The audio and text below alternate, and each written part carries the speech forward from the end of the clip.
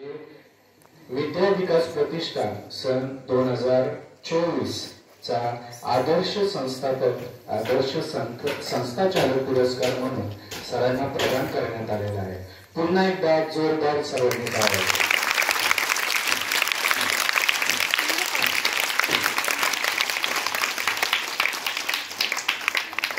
या ठिकाणी आपल्या शाळेचे मुख्याध्यापक माननीय श्री मुळके सर यांना मी विनंती करतो की सरांचा आपण सत्कार करावा।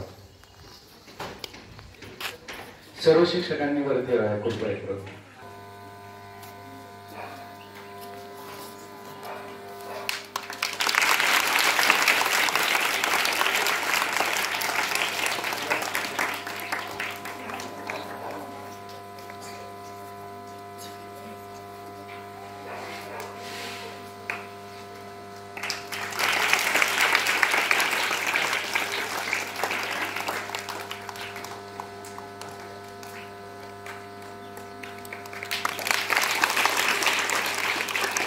आपण शाळेचा जर इतिहास पाहिला तर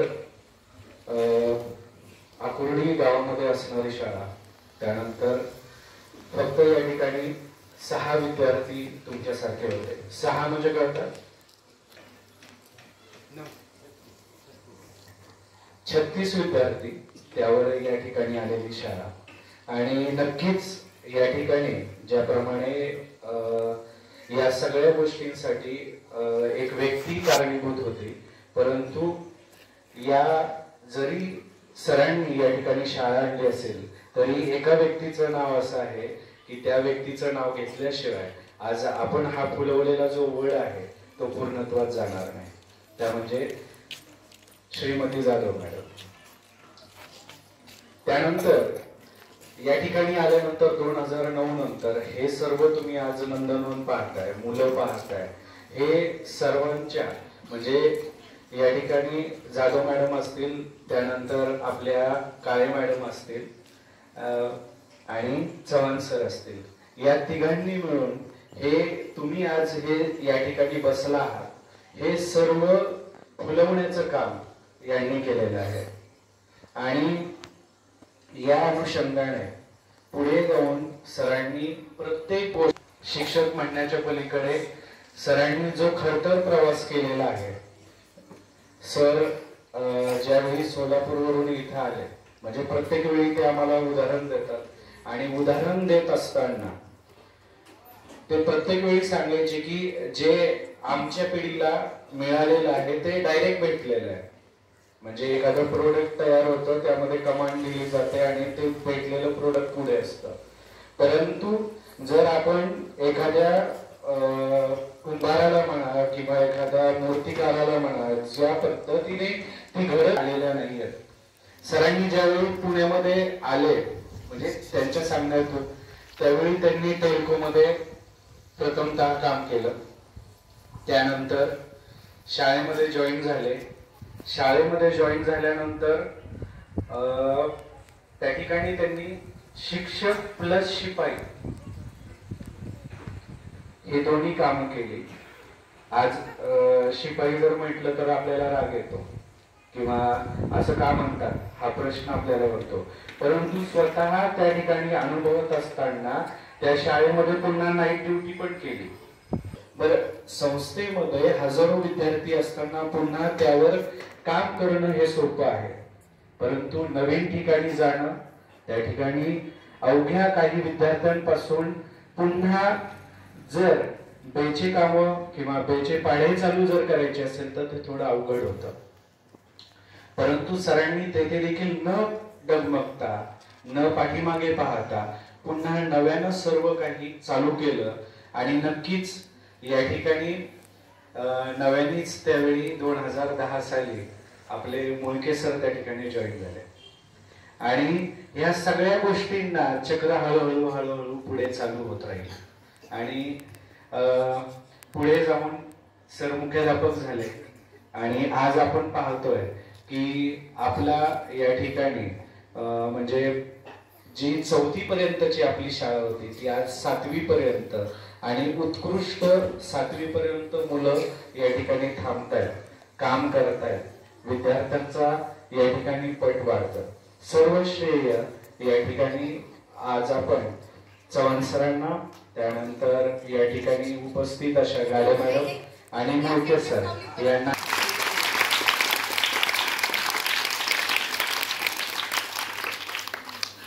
इयत्ता 4थी मध्ये आपल्याला संतवाणी आहे, बरोबर.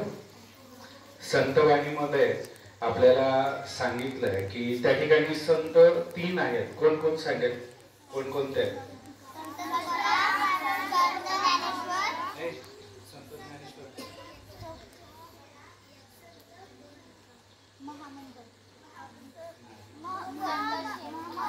येस, मोहम्मद शेख.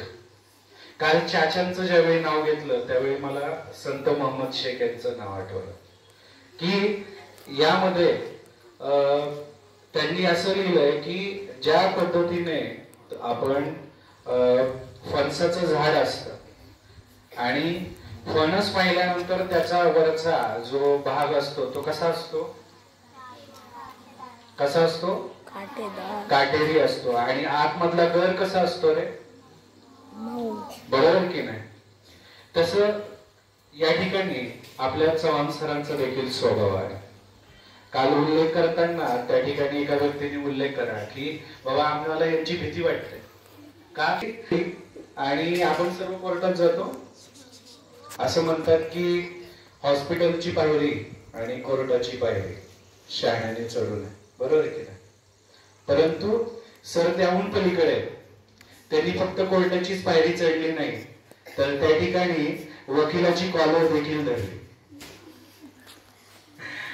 आणि तो सगळा प्रसंग पाहून तिथला एक व्यक्ती म्हटला की सर एवढे तापड आहेत की आम्हाला त्यांची भीती वाटते. हे असे प्रसंग अनेक आहेत. आपण येणं आणि प्रत्येक वेळी त्या ठिकाणी फक्त ऐकून न घेता समोरच्या व्यक्तीमधील आपण त्या ठिकाणी बारकावे हेरणं, काम हेरणं हे देखील खूप महत्वाचं असतं. ज्यावेळी आणि सरांनी आम्हालाही टाळलं नाही, ते कामही टाळलं नाही. मी ज्या व्यक्ती बरोबर आलो होतो, आमच्या दोघांना गाडीत बसवलं, त्या अंत्यविधीसाठी आम्ही गेलो. तिघांनीही अंत्यविधी केला, पुन्हा पाठीमागे आलो. म्हणजे दोन्हीही व्यक्ती त्या ठिकाणी दोन्हीही गोष्ट सांभाळण्याचं काम सर अतिशय सुंदरपणे, कोणालाही नाराज न करता त्या ठिकाणी चाणक्य दृष्टीने सर्व गोष्टी सांभाळत, हे सर्व सरांनी सांभाळलेलं आहे, सर्व केलेलं आहे. मागच्या काही महिन्यांमध्ये म्हटलं असतो, माझा शाळेतून जाताना एक अपघात झाला आणि जवळपास गाडे मॅडम आणि एक त्या ठिकाणी शिक्षक होते आणि इतर लोक होते. परंतु सर आले. सर आल्यानंतर त्यांनी पाहिलं की क्षीरसागर सरांबरोबर सर होते. त्या ठिकाणी एका रिक्षावाल्याला त्यांनी थांबवलं. बद्दल जर काही चुकलं असेल तर त्याबद्दल माफी पण मागतो. धन्यवाद. मला या ठिकाणी बोलण्याची तुम्ही चान्स दिला आणि इतर कोणा शिक्षकांना जर आपले या ठिकाणी विचार मांडायचे असेल तर मी विनंती करतो की आपण बोला.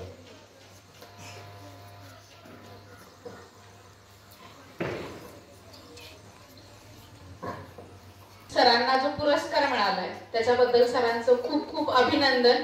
सरांचं कर्तृत्वच एवढं मोठं आहे की ज्याच्यामध्ये हा पुरस्कार म्हणजे सुरुवात किंवा आपण छोटस म्हणू शकतो की एवढी मुलं जी गरीब कुटुंबातून आले त्यांना शिकवणं हे सगळ्यात खूप मोठं पुण्याचं काम सर करतायत. आणि त्याच्यामध्ये सुद्धा की आपल्याकडं जर तुम्ही पाहिलं तर पिंपरी चिंचवडमध्ये एवढ्या कमी शुल्कामध्ये किंवा जी मुलं ज्यांची परिस्थिती नाहीये त्यांना निशुल्क प्रवेश देणं हे कुठेही होत नाही. तर हे सगळ्यात महत्वाचं काम आपल्याला याच्यासाठी त्यांना हा पुरस्कार दिलेला आहे. तर त्याबद्दल सरांचं पुन्हा एकदा अभिनंदन. तर सरांनी जसं सांगितलं की सर खूप प्रसंग सांगतात. सरांनी ही शाळा काढण्यामागे आम्हाला एक प्रसंग सांगितला होता. तो महत्वाचा म्हणजे त्यांच्या गावाकडे ते शिक्षण घेत असताना त्यांच्या गावामध्ये शाळा नव्हती आणि ते मुले शाळेसाठी बाहेर गावी जात होते आणि त्यांना मधून नदी होते. तर सरांनी सांगितलं होतं की त्या पावसाळ्याच्या काळात मी त्या नदीतून वाहून चाललो होतो. माझ्या मित्राने मला वाचवलं आणि त्यावेळेस ठरवलं की कुठल्याही गरीबाच्या मुलावरती ही पुन्हा परिस्थिती येणार नाही, त्यासाठी मी काहीतरी कार्य कराल. म्हणून सरांनी ही संस्था काढलेली आहे. म्हणजे हे महत्वाचं काम तुम्ही जे इथं शिकताय किंवा आम्ही जे इथं नोकरी करतोय ते यामध्ये खूप मोठं मोलाचं काम सरांचं आहे. त्यासाठी सरांसाठी खूप जोरजोरात टाळ्या होऊ द्या.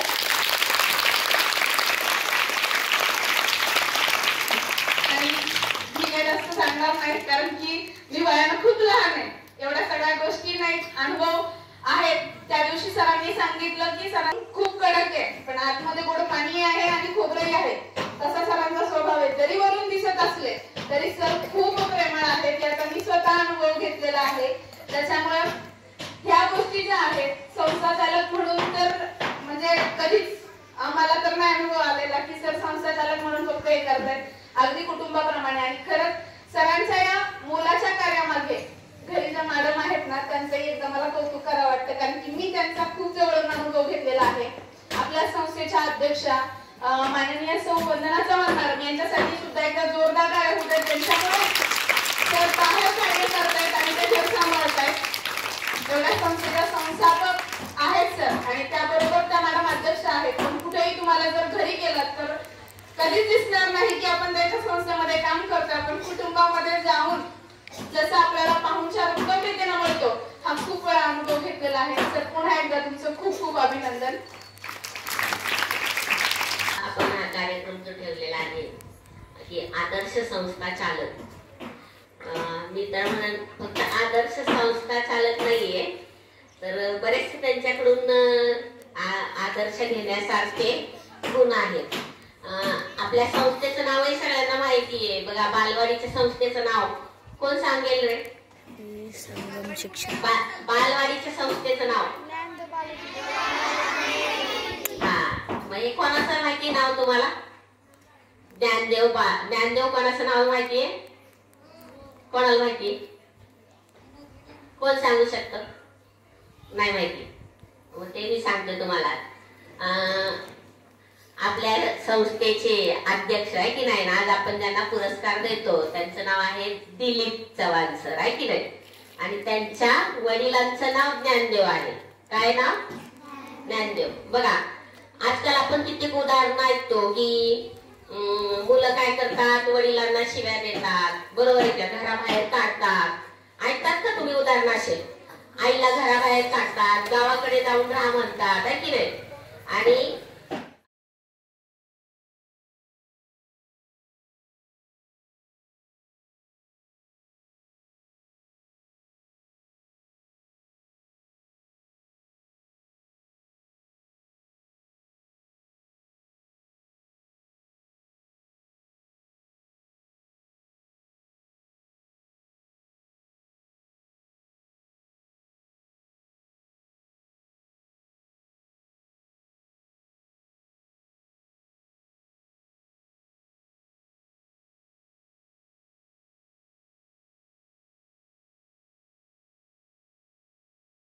त्याबद्दल मी शाळेचाही आभारी आहे. जरी संस्था माझी असली म्हणजे मी सुरू केलेली असली तरी संस्थेला नावलौकिक किंवा शाळेला नावलौकिक मिळवणं हे ह्या शिक्षकांची जबाबदारी आहे. खरंच जे सर बोलले ते मी खरंच माझे अनुभव सांगणार आहे. विद्यार्थी मित्रो, एक लक्षात घ्या, तुमच्या वयाचा असताना वयाच्या 11व्या वर्षी म्हणजे 5वीत असताना, मग 11व्या वर्षी 5वी होती का, तर त्या काळामध्येही मी पहिलीतून डायरेक्ट 3रीत आलेला विद्यार्थी आहे. पूर्वी चालत होतं की हुशार असेल तर त्याला एक इयत्ता पुढे द्यायची. आणि 11व्या वर्षापासून मी घर सोडून राहत आहे आणि आजपर्यंत एकही माझा विरोधक नाही. वयाच्या 11 वर्षापासून आज 63 वर्ष वय आहे, 62 वर्ष वय आहे. 52 वर्षामध्ये एकही माझा विरोधक नाही आणि मी घर सोडून राहत आहे. त्याचं कारण असं घडलं की माझे थोरले चुलते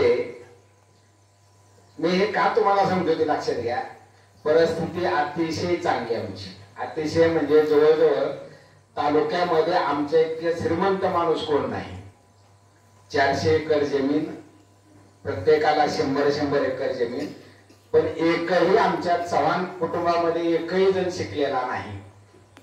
माझे चुके असे सांगत होते की मला या जमिनीचं आणि ह्याचं कसलंही कौतुक नाही, मला एक तरी माझा मुलगा किंवा पुतण्या खुर्चीत बसलेला दिसला पाहिजे.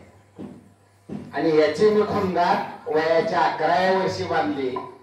आणि तुम्हाला खोटं वाटेल बाळांनो, हाताने करून पूर्ण ग्रॅज्युएशन करून सुलाके हायस्कूल बार्शी ऐकून असाल तर बघा, ज्ञानेश्वर पादुका चौक आपले पुण्यामध्ये फर्ग्युसन कॉलेजच्या तिथली संस्था आहे.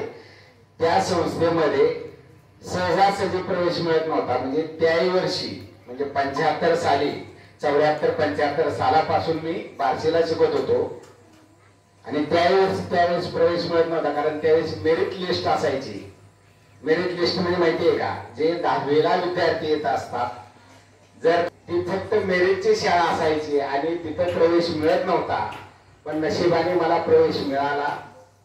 पण दुर्दैवाने असं झालं, 78 साली माझे वडील वारले आणि त्यावेळेस मला 10 दिवस जाता आलं नाही. मला फार काय समजत होतं असं काय नाही, आताची मुलं हुशार आहे, जाता आलं नाही. म्हणून त्या शाळा सांगितलं की आता तुम्हाला या वर्षी तुम्हाला इथं घेता येणार नाही, कारण तुमची 10 दिवस दांडी पडलेली आहे शाळेत.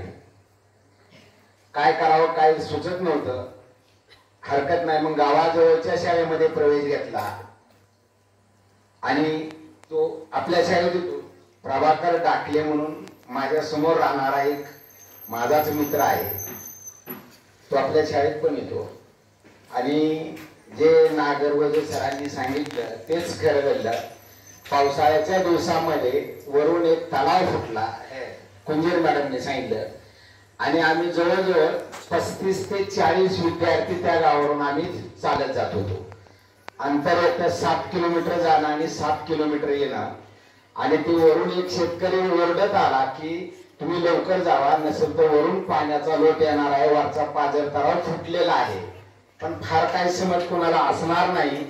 बऱ्यापैकी मुलं त्यातली बाजूला निघाली, 20-25 मुलं बाजूला निघाली आणि 2-3 विद्यार्थी मात्र त्या ओढ्यामध्ये वाहत गेले, त्यापैकी मी एक. आमच्याकडे स्मरणिका आहे आमच्या शाळेची देखील, म्हणजे मी जिथे सर्व्हिसला होतो ती स्मरणिका आहे, त्याच्यातही तो उल्लेख आहे. आणि त्यावेळेस मी ठरवलं की नाही, यापुढं कोणत्याही गावातील विद्यार्थ्यांना, कोणत्याही गावातील, म्हणजे आता कोणत्याही गावातील म्हणजे ते गाव माझंच आहे, शाळा काढायचं तर निश्चय मी केलाच, कधी 10वीत असतानाच केला.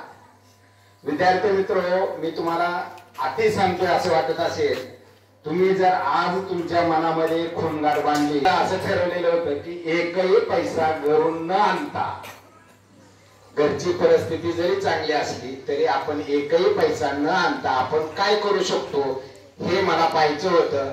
आणि म्हणून सकाळी शिपाई, दुपारी क्लर्क, त्याच्यानंतर शिक्षक आणि संध्याकाळी ग्रंथपाल. पण एक नक्की की जे जे करायचं ते प्रामाणिकपणे करायचं.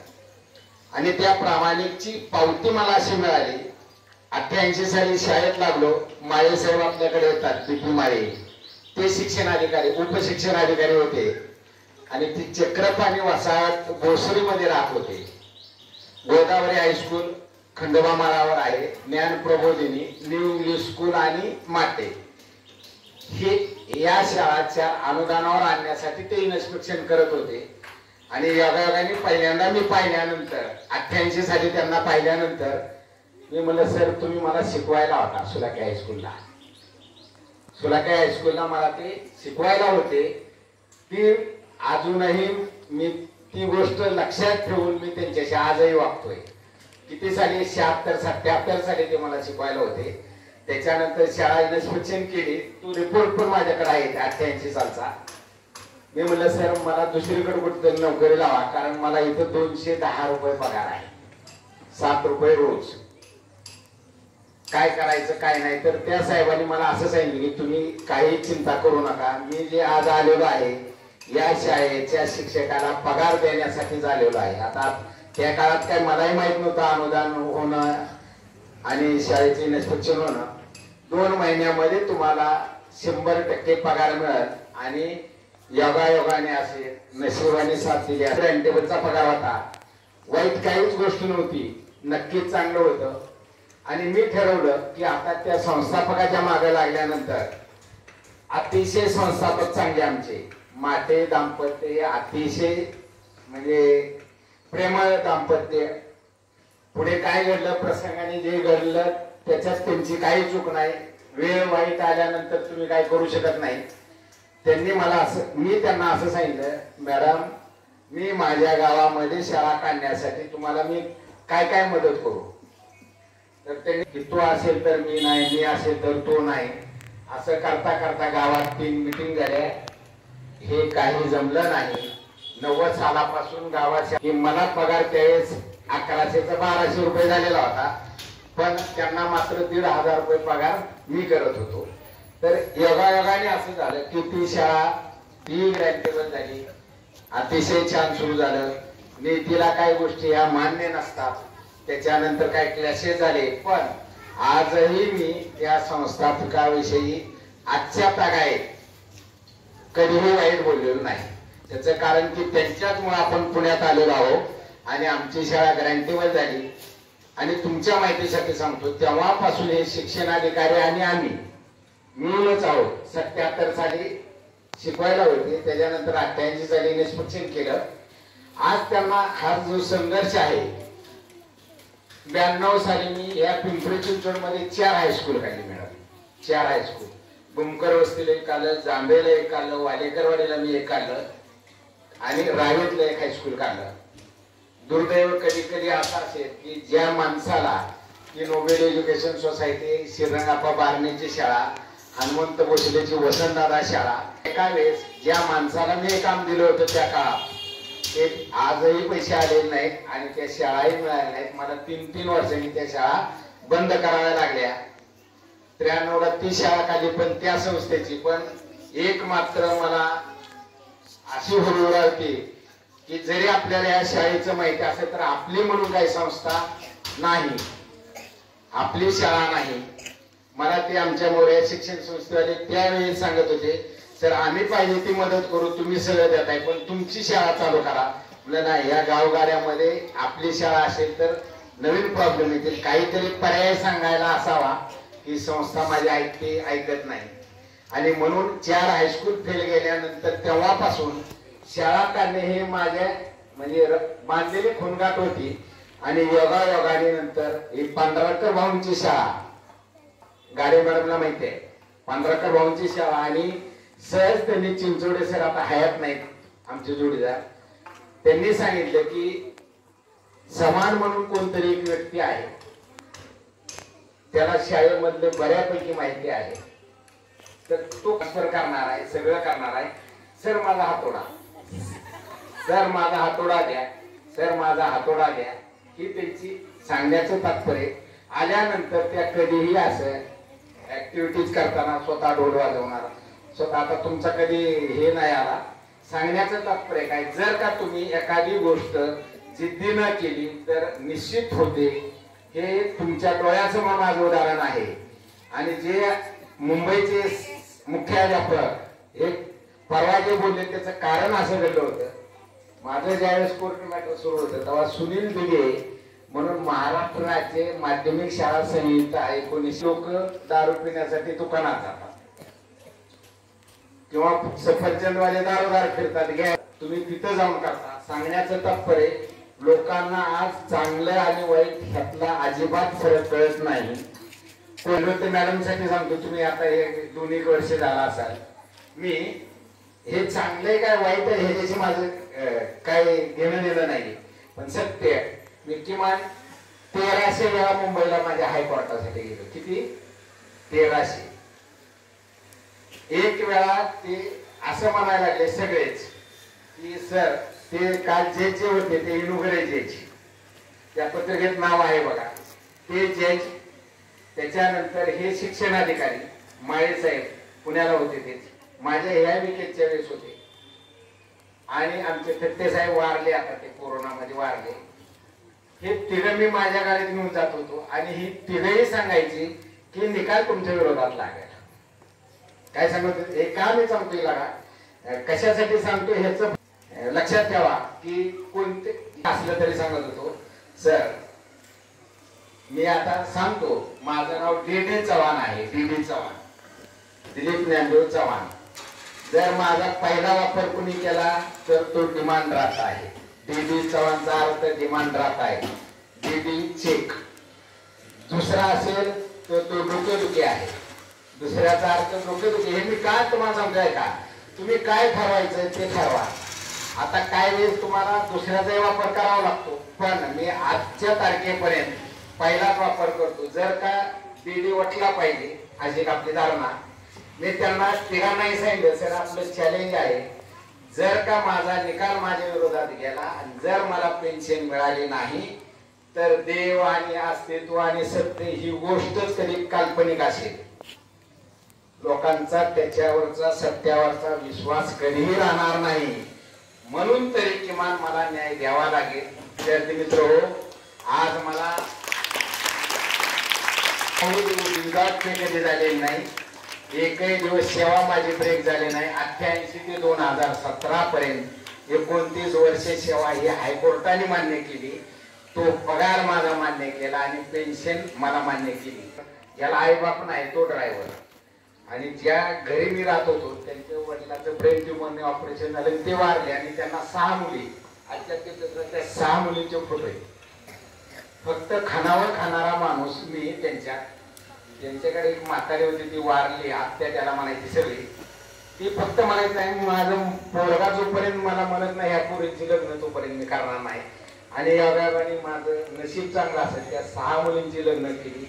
6चे 6 इनिवा कार मधून फिरतात, सगळ्या पुण्यात आहेत, पिंपरी चिंचवडमध्ये आहेत आणि त्यांचे मिस्टर पण सर्व्हिसला आहेत. त्यातल्यापैकी एक मुलगी आणि तिचे मिस्टर हे माझ्या गावच्या देवलीच्या शाळेत आहेत, बाकीची पुणे जिल्हा शिक्षण मंडळात आहेत, माणसाखान सगळीकडे आहे. अशी किमान वेगवेगळ्या काय तिच्या चुलतीनं सांभाळ केला. हे मी का सांगितलंय ते बघा. चुलतीनं सांभाळ केल्यानंतर असं घडलं की चुलतीनं त्याच्यावर अधिकार सांगितला की नाही ह्या पोराचं लग्न बजाज टेम्पोला कामाला मीच लावले त्याला. ह्या पोराच्या लग्नाचं मुलीला घेऊन आले. तिचा मावस भाऊ पण केशवनगरला राहतो. मुलगी बघितली. आता ह्या सर्वांचं असं ठरलं की मुलगी चांगली आहे, मग आपण यांना पैसे मागू आणि हे लग्न मोडू. मी शाळेत गेलो, शाळेत एक तासभर आलो तर ते काकू ही ते कपडेवाली मोठी जीप घेऊन आलेली, ह्यांना मात्र काही नाही. सांगितलं की 25,000 रुपये आणि 2 तोळ सोनं द्या, मग मात्र आम्ही लग्न करू. मी यांना सांगितलं काय हरकत नाही, तुम्ही जावा त्या मावस भावाकडे. मी त्यांना 25,000 पण दिले, 2 तोळ सोनं पण दिलं, ती लग्न तिथंच केलं. मग तिथं ठरवलं. योगायोग आणि दुर्दैव असं पैसे दिल्यानंतर ह्यांची भरती पण झाली. मग यांचा प्लॅन सुरू झाला की हे लग्न मोडलं पाहिजे आणि हे मोडायचा प्रयत्न करायला लागले. त्यांना काही ते शक्य झालं नाही.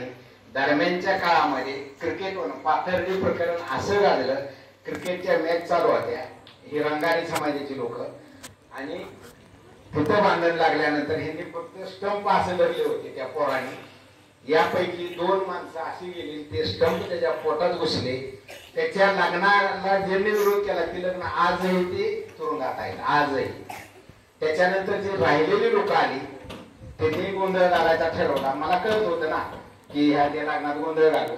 या भागाने आमच्याकडं माटे हायस्कूल मध्ये माझ्या सगळ्या पालकाचा आजही नंबर आहे सर. कोण मॅनेजर कुठे आहे, कोण पोलीस कुठे आहे, काय. क्षीरसागर म्हणून पोलीस होते, त्यांना सांगितलं अशी अशी गाडी होती, ती गाडी रांजणगाव मध्ये आडवा, मला हे लग्न लावून घेऊ देत. ते लग्न गाडी तिथं अडवली, जी काही भांडण करणारी होती ती. लग्न त्याचं लावलं. आता त्याच्या मुलाचे मागच्या महिन्यात लग्न झालं, आलबेल आहे. ह्या सगळ्या गोष्टीचा अभ्यास करता मला असं वाटायचं की मला न्याय नीती तरी दे, परमेश्वर तरी दे, आणि तो न्याय मला मिळालेला आहे. म्हणून माझा परत या नीतीवर खूप विश्वास आहे. पण एक नक्की आहे, ज्याला जे पाहिजे, मी तुम्हाला गोष्ट नेहमी सांगितली, ह्याची गोष्ट सांगितलीच की मी. कशाची? डोलाची गोष्ट मी सांगितली, ज्याला जे पाहिजे ते तुमच्याकडनं द्या, त्याच्यात तुम्ही काही कमतरता करू नका. तुम्हाला फक्त एक आहे, तुमचं ध्येय निश्चित असलं पाहिजे, विचार पक्का असला पाहिजे. कोणाचंही तुम्हाला फुकट मिळता कामा नये, त्याच्यासाठी तुम्हाला कष्ट पाहिजेत आणि प्रामाणिक कष्ट पाहिजेत. ध्येय निश्चितीचं एकच उदाहरण सांगतो आणि 2 मिनिटात मी थांबतो. एका गावामध्ये निर्भाषा तार बसायचं असं ते शिस्त बसून चालतं का रे हरभना. गावामध्ये नवीन अनोळखी माणूस गेला आणि तो अनोळखी माणूस गेल्यानंतर त्याला एका एसटीनं तिथं सोडलं. तिथलं त्याचं काम ओळखल्यानंतर तो दुसऱ्या गावी गेला. दुसऱ्या गावी गेल्यानंतर त्याला एसटी स्टँडवर जायचं होतं. चालत त्याला रस्त्यावर कोणीतरी सोडलं आणि त्याला एसटी स्टँडवर जायचं होतं. स्टँडवर जाताना तो आपला चालायला लागला. त्याच्या डोक्यात विचार आला की आपण रिक्षा करून जावं का चालत जावं, रिक्षा करून जावं का चालत जावं. असं करता करता समोर त्याला रिक्षा दिसली. रिक्षा दिसल्यानंतर त्याने हात केला, मला स्टँडवर जायचं आहे, किती रुपये घेणार. त्याने सांगितलं की 100 रुपये घेणार. ते मला तू जास्त पैसे मागतोय, आपलं चालत जाऊ. परत तो चालत चालला. पुढे एक अर्धा तास चालल्यानंतर परत त्याला वाटायला लागलं किती लांब एसटी स्टँड आहे काय माहित नाही. परत हात केला. योगायोगाने तोच रिक्षावाला पुढे आला. त्याला विचारलं एसटी स्टँडला जायचे किती पैसे घेणार. त्याने सांगितलं मी 200 रुपये घेणार. ते म्हणला मी अर्धा तास चालतोय, त्यावेळेस तू 100 रुपये म्हणाला, आता मात्र 200 का. त्याने सांगितलं मी तोच रिक्षावाला आहे, तू स्टँड पासून आता अर्धा तास लांब आलेला आहे चालत, त्याच्यामुळं आता तुला ज्यादा पैसे द्यावे लागतील. सांगण्याचं तात्पर्य काय की योग्य दिशा जर तुम्ही ठरवली नाही तर मात्र आपल्याला त्या रिक्षावाल्यासारखं होईल. म्हणून एक निश्चित ध्येय ठरवा. जे तुम्ही ठरवाल ते त्याची फलश्रुती होतीच, याबद्दल मी तर फार ठाम आहे. कोणतीही गोष्ट तुम्ही ध्येय निश्चित केल्यानंतर घडत नाही असं होत नाही. वयाच्या मी सांगतोय 15व्या वर्षी जे ठरवलं ते मी 30व्या वर्षी केलं. गावात हायस्कूल काढलं. दुर्दैवाने माझ्यावर इतकी समजा संस्थेकडनं असेल वाईट वेळ आली, पण मी त्या शाळेकडे कधीही वाकड्या नजरेने पाहिलं नाही.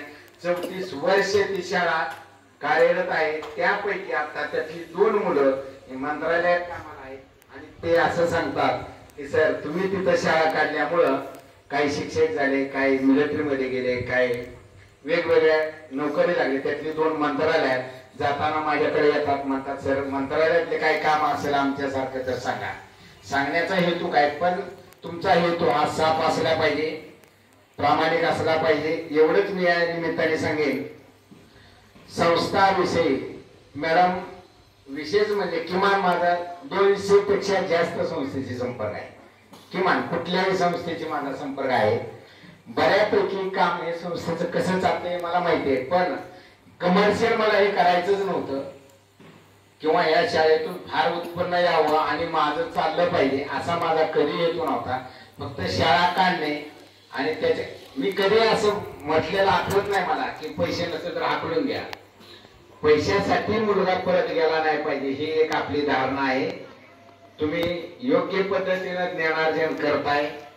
शाळाची बरोबर तरी माझ्या मनासारखी शाळा अजून नाही, पण काय हरकत नाही. बाकीची त्याला बरेच प्रलोभन आहेत. बाहेर इंग्लिश मिडियमच्या शाळा आहेत. प्रत्येकाला त्याच्यासाठी काय आत्मीयता असले पाहिजे तितकं आत्मीयतेने कुणी काम करत नाही. मॅडम मी उलट सांगतो, 88-89 ला आम्ही 300 पोराची शाळा 5 वर्षात 1,500 मुलावर नेली होती. 5 वर्षामध्ये 1,500 मुलं.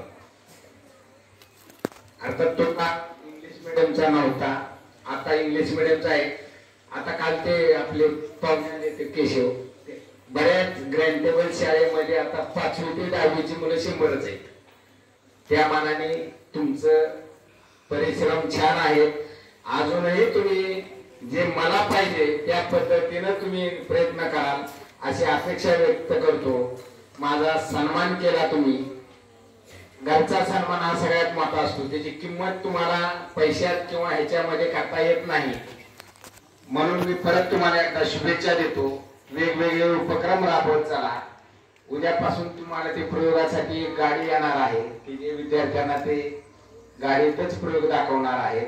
ते आजच येणार होते पण मी त्यांना सांगितलं नको, आज कार्यक्रम आहे तर उद्यापासून येईल. तुम्ही अजूनही लक्षात घ्या, फक्त हा पेशा आहे, ह्याचा पगाराशी आणि ह्याच्याशी काही संबंध नाही. तो जर तुम्ही एक व्रत म्हणून स्वीकारला असेल तर तुम्हाला विद्यार्थ्यासाठी जेवढं करायचं तेवढं करावं लागेल. नसेल मी तुम्हाला आज कितीतरी अशी उदाहरणं दाखवतो, कितीतरी अशी उदाहरणं देतो की फक्त पगार मिळते म्हणून जर तुम्ही काम करणार असाल तर ती शाळा कधीही वाढणार नाही. कारण तुमचा ऍटिट्यूड बघण्याचा हा असा असला पाहिजे की नाही, कोणत्या तरी गोष्टीमध्ये आपली शाळा ही वेगळ्या पद्धतीने नाव. काल त्या मॅडमचं ऐकलं का, आयरे मॅडमचं 350 मुलं जर स्कॉलरशिप 350 मुलाला जर ती मिळवत असेल तर आपल्या सांगण्याचं तात्पर्य काय की त्यानं ते ठरवलं, ते होतं, हरकत नाही. माझा तुम्ही सत्कार केला याबद्दल शाळेचं आभारी आहे. धन्यवाद.